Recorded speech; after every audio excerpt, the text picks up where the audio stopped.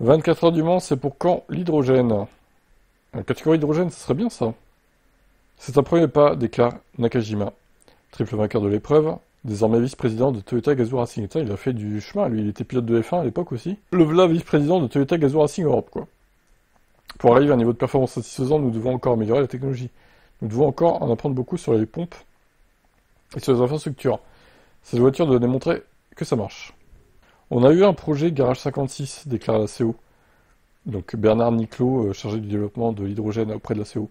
C'est le seul projet crédible que j'ai vu à ce jour, mais malgré tout, la voiture pouvait courir peut-être 6 tours avec un temps de recharge de 15 minutes. 15 minutes! Précisons que les hypercars actuels rentrent au stand pour faire le plein en une trentaine de secondes tous les 12 tours, soit tous les 160 km environ. Un ravitaillement à H2 gazeux est aujourd'hui réalisable en 90 secondes environ, contre une dizaine de minutes d'immobilisation pour une recharge rapide sur batterie, même avec des bornes les plus performantes. Les constructeurs sont aussi demandeurs. Toyota fait logiquement partie des pionniers. La marque japonaise commercialise sa Mirai depuis une décennie. En compétition, le constructeur expérimente sa Corolla H2 Concept. Il y avait aussi Alpenglow HY6.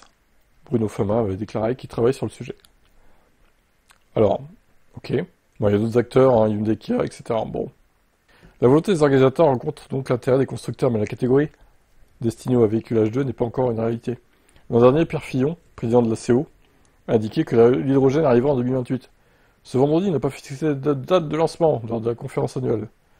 2028, c'est dans 3 ans, il a le temps de fixer une date au pire. Une première catégorie H2 devait voir le jour l'an dernier. Le chemin réglementaire fixé rappelait celui tracé par la Formule E.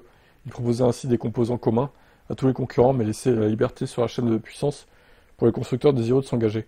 Le 21 janvier 2021, la CO annonçait même une collaboration entre Red Bull Technologies et le spécialiste français Oreca.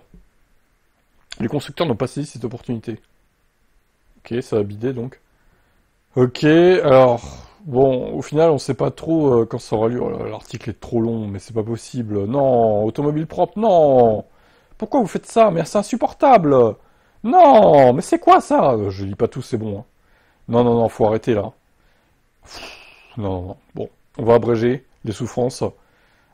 Franchement, là, c'est abusé de faire un article si long, je comprends pas en fait. Le truc, c'est un quart d'heure de lecture littéralement, quoi. C'est juste pas viable. Vous croyez vraiment, chez AP, vous croyez vraiment que les gens vont tout lire?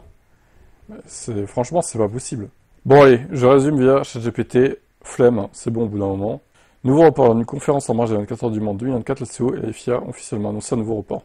L'hydrogène en course est désormais attendu en 2028 avec une possible extension jusqu'à 2030. Ah oui, donc en fait, ils savent pas vraiment, quoi, hein. La technologie évolue également. L'hydrogène gazeux initialement envisagé pour les premiers prototypes peut être remplacé par de l'hydrogène liquide, notamment pour améliorer la densité énergétique. En matière de motorisation, le choix se tourne désormais vers des moteurs thermiques à hydrogène plutôt que des piles à combustible. Ces moteurs thermiques fonctionnant à l'hydrogène semblent plus viables pour la compétition avec comme principal avantage des rejets d'eau. D'accord, alors ça serait peut-être plus simple technologiquement parlant, effectivement. Donc en résumé, objectif initial 2026, premier report 2027, nouveau report 2028, voire 2030. Technologie envisagée, passage d'hydrogène gazeux à hydrogène liquide, et moteur thermique à hydrogène plutôt que pile à combustible. Ok. Bah écoutez, voilà, là c'est clair et c'est limpide. Et merci ChatGPT de résumer ça, hein. Plutôt que de se taper une demi-heure de lecture, hein. Bon, j'exagère un peu, mais... Bon, bah moi j'ai hâte de voir ces engins hydrogène, même si je suis pas fan d'hydrogène, hein, attention. Mais bon, pour la compétition, pourquoi pas, en vrai, hein. Voir comment ça peut se passer, etc., quoi, si c'est au fiable ou au point... quelle distance ça peut parcourir par rapport au thermique pur, hybride. Donc, ouais, beaucoup de questions en suspens. J'ai hâte de voir ce que ça peut donner. Donc, soit 2028, soit 2029, soit 2030.